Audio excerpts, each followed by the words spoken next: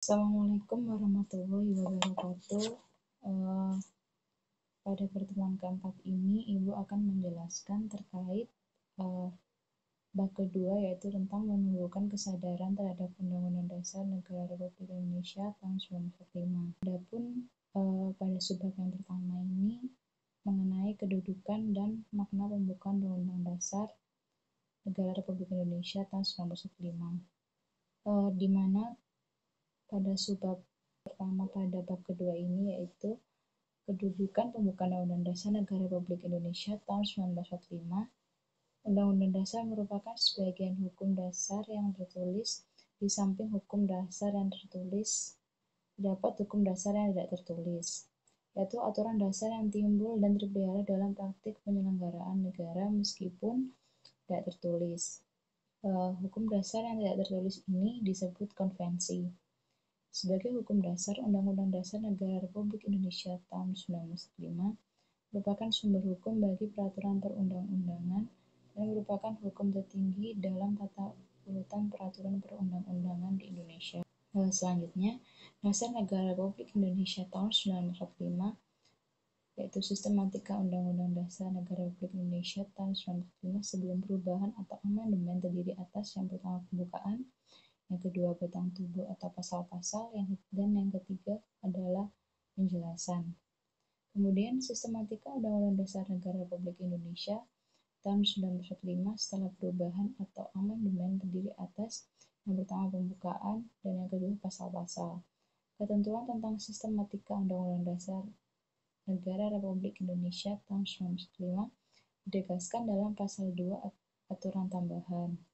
Selanjutnya, hubungan pembukaan dan proklamasi kemerdekaan, yaitu hubungan proklamasi dan pembukaan Undang-Undang Dasar Negara Republik Indonesia tahun 1945 dapat diamati dan isi naskah kedua proklamasi, yaitu tentang hal-hal yang mengenai pemindahan kekuasaan dan lain-lain diselenggarakan dengan cara seksama dan dalam tempo singkat-singkatnya.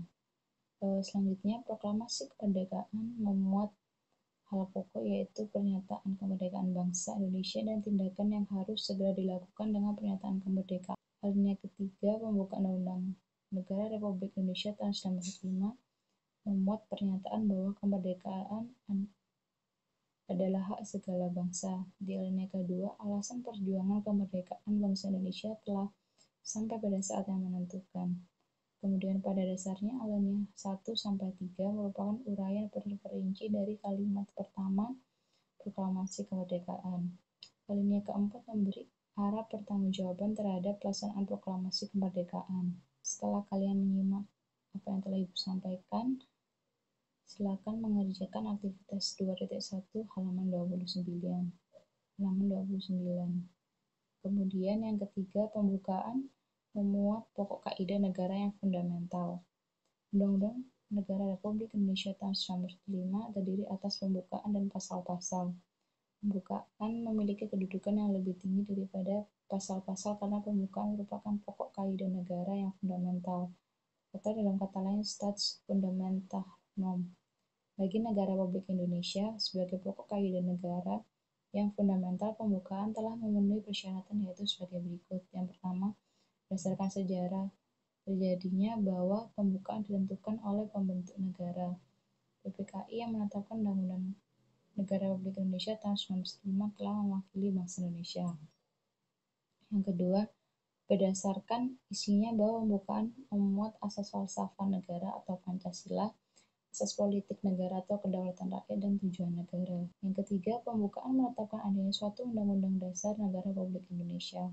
Pokok kaidah negara yang fundamental ini dalam hukum mempunyai hakikat dan kedudukan yang tetap, kuat, dan tidak berulah bagi negara yang telah dibentuk. Pembukaan Undang-Undang Dasar Negara Republik Indonesia tahun 1945 merupakan sumber dari motivasi dan inspirasi perjuangan dan tekad bangsa Indonesia. Pokok kaidah fundamental yang terdapat dalam pembukaan Undang-Undang Negara Republik Indonesia tahun 1945 antara lain yaitu yang pertama, pokok-pokok pikiran yang diciptakan dan diwujudkan dalam pasal-pasal Undang-Undang Dasar. Yang kedua, pengakuan kemerdekaan hak segala bangsa. Yang ketiga, cita-cita nasional. Yang keempat, pernyataan kemerdekaan.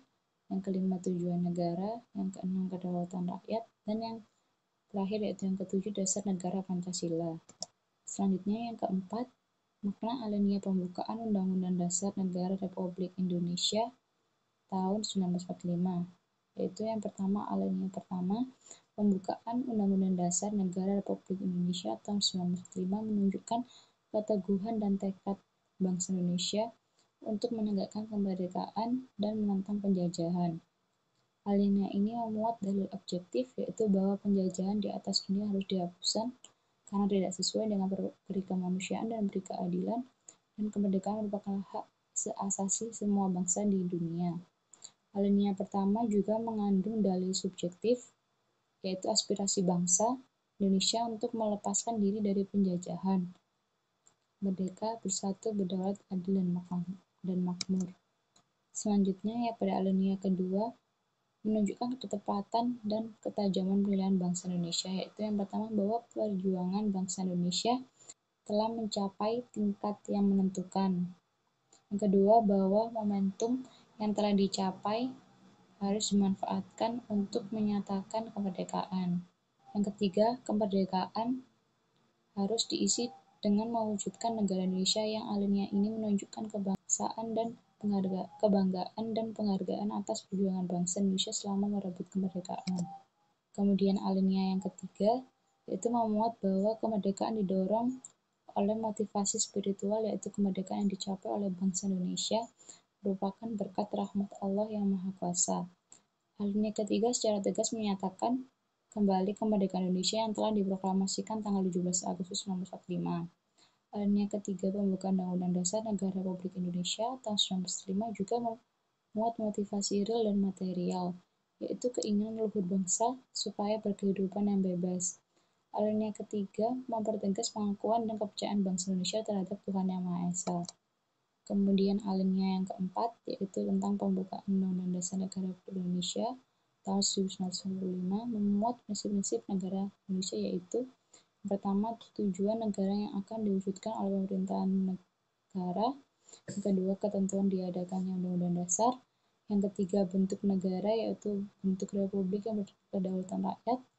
Yang keempat, dasar negara, yaitu Pancasila. Kemudian pembukaan Undang-Undang Dasar Negara Republik Indonesia tahun 1945 menghendaki diadakannya Undang-Undang Dasar, dalam hal ini adalah batang tubuh atau pasal-pasal. Kurang lebih itu yang bisa Ibu sampaikan. Jika terdapat salah kata, Ibu minta maaf. Ibu harap kalian semua dapat memahami apa yang telah Ibu sampaikan, mengumpulkan tugas sesuai dengan deadline yang telah Ibu berikan. Terima kasih, sampai bertemu di pertemuan selanjutnya. Wassalamualaikum warahmatullahi wabarakatuh.